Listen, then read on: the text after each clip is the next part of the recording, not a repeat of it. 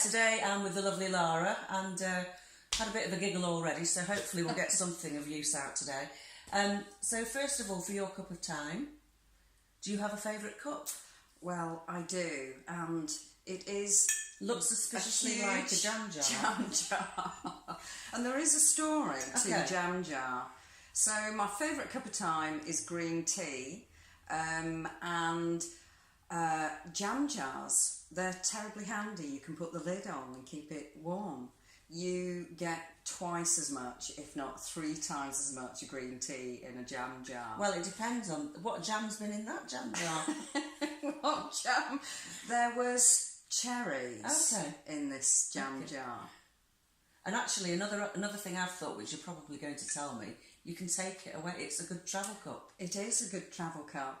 It is. I do have a stainless steel one, but this is very good for, if I'm in my office, I can go out into the garden, put the lid on and do a bit of weeding and then come back in. Mm-hmm. So, but the reason the jam jar came about was because I was doing building works and the builders broke all of my cups. So I didn't have a cup. So, and what they, in actual fact, I think that maybe they didn't break quite all of them, but what they didn't break, they took with them. Right. Or, you know, sneakily used and put in their vans for their next job. So I was sort of scratching around thinking, now what am I going to do? I'm desperate for a cup of green tea. And I started using jam jars. So have you replaced any of your cups? In the house, but not in the office. Okay. So when people come, like you, for a cup of time, I'm thinking I best go and get some cups. Because I can't really give you a jar. Well, you never know. Anyway, you're here, there and everywhere with your business, and it's a gardening business, isn't it? It is, yeah. So principally, yes, I'm a garden designer. And I am based in my office quite a lot, but I am out and about with jam jars. So you're at a lot of places. What is it that you do in your life that keeps you uplifted and being the best version of yourself? Oh, golly. Well, my connection to nature is an absolute must, really. And that was part of my journey into working with in gardens, really. So I've always been an outdoor person, and being in nature and just gardening. Actually, part of me really uplifting myself was at a part in my life where I felt a disconnection to my environment, and I really got into gardening. I had my first little tiny garden, and I started to grow vegetables, and then I got an allotment, and then I got obsessed, really, with carrots and turnips. So do you do all sorts of gardening? Is it just the vegetable growing, or is it other stuff as well? You mean for myself? Yeah. For myself, it's mainly going to the allotment and having a chat with all the old geezers, actually. Because so in actual fact, when I say about gardening and places like allotments, there's a community there. So you're actually and also sort of allotments give you a lot bigger space if you've only got a small or a medium garden. So the growing of the vegetables for me is because I'm very much into organic vegetables, growing organically, and all things natural, really. So, but it just so happens that old geezers go hand in hand with having an allotment. So that's definitely one of the main factors for me that uplifts me, and being outdoors. Is that quite nearby, or is it? It is, yes, yeah.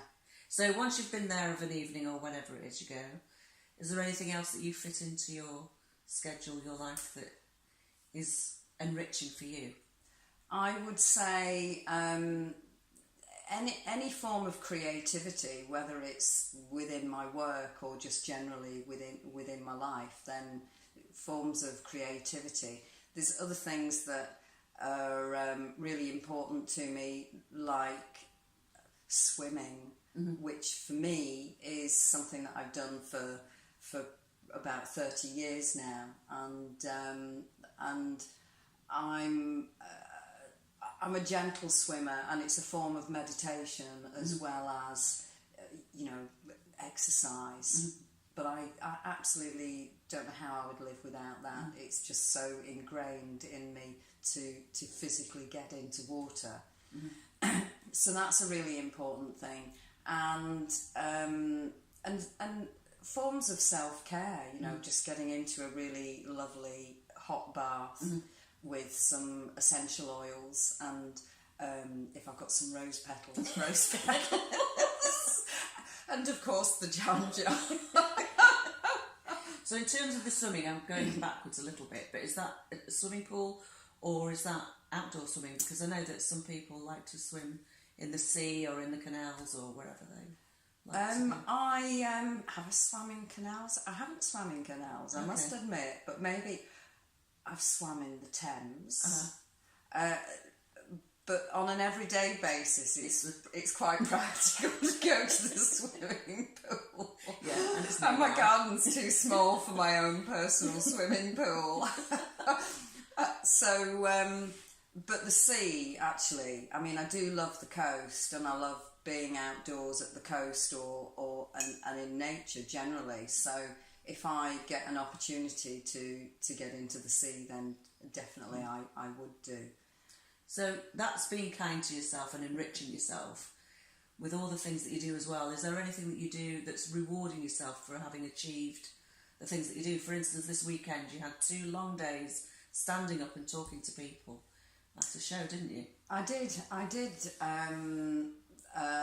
Actually, it was interesting because I've had quite a lot of energy since the show. So I was actually going to take some time out and go walking, or just be gentle with myself, go to a nice place. Actually, something that I find is really nice is to just go somewhere very nice and have something to eat, or green tea.